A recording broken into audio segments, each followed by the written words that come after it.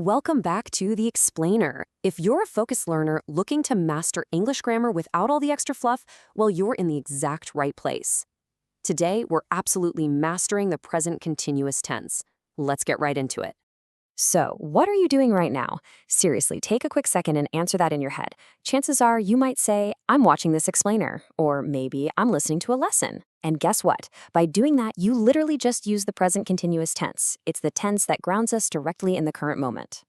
Okay, let's dive into this. When exactly do we actually use this tense? Well, there are two primary scenarios. First up, for actions happening right now, literally at this exact moment you're speaking. And second, for temporary situations, like say you're reading a really thick, long book this week. You're still reading it even if you don't physically have the book in your hands at this very second, right? It's an ongoing temporary state. All right, let's break down the mechanics. Think of this like a really simple mathematical formula.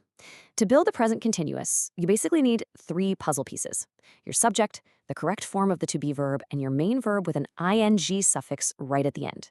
Notice how that to-be verb changes based on the subject. I am playing, she is playing, they are playing. That ing suffix stays exactly the same across the board, but, and this is absolutely crucial, you cannot forget that middle puzzle piece, the to-be verb. And this brilliantly illustrates how the tense applies in a real-world visual context. Let's look at Sarah. She's in her car, right on her way to work. So we naturally say, she is driving to work. This simply means she is driving now, right at the time of speaking. The action is currently unfinished, it's in progress, she started driving, she hasn't arrived yet, so she's smack in the middle of the action. Let's hear a couple more super relatable examples to really lock those grammar mechanics into your brain. Feel free to read them out loud with me. She is studying now. They are playing football. Do you see that structure? We've got the subject, the to-be verb, and the main action ending in ing. It really is that simple, and it perfectly describes those actions actively unfolding right before our eyes. Now, I love these. These time expressions are basically your cheat codes. They're signal words that instantly flag that you should probably be using the present continuous tense. We're talking about words like now, right now, at the moment, or temporary frames like today and this week.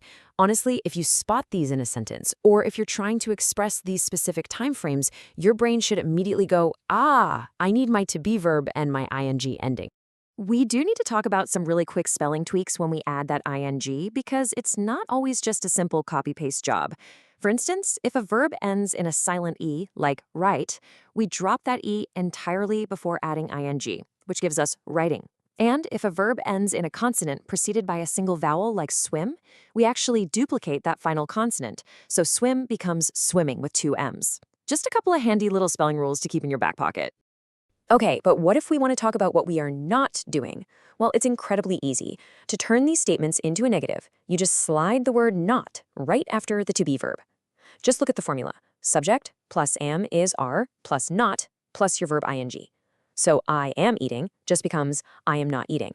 She is playing becomes she is not playing. It's literally just a tiny addition that flips the whole meaning. Test your knowledge. Time for a quick quiz. All right. Here's your first question straight from our source material. Which sentence is actually correct? Is it option A, I doing this grammar test right now? Or is it option B, I'm doing this grammar test right now? Think back to that formula we just went over. Go ahead and lock in your guess. Did you happen to pick B? Because if you did, you are absolutely correct.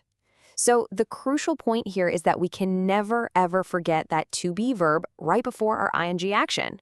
In option B, I'm is just the contraction for I am. Option A completely dropped the am, which is a super common trap, but hey, it's one you now know exactly how to avoid for sure.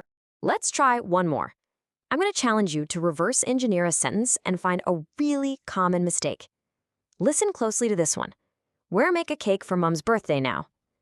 Something is definitely wrong here. I want you to spot it and then figure out how to actually fix it. I'll give you a second. You got it? All right, let's reveal the corrected sentence. It should be, we're making a cake for Mom's birthday now.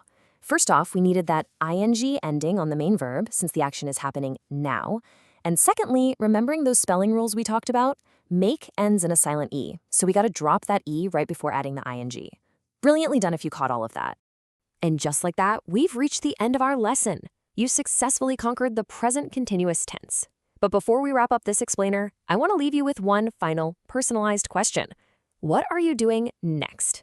Maybe you're closing this explainer. Maybe you're grabbing a coffee. Whatever it is, try to keep actively thinking in English and labeling the actions happening around you using your brand new formula. Thank you so much for hanging out with me today. Keep practicing, and I'll catch you in the next one.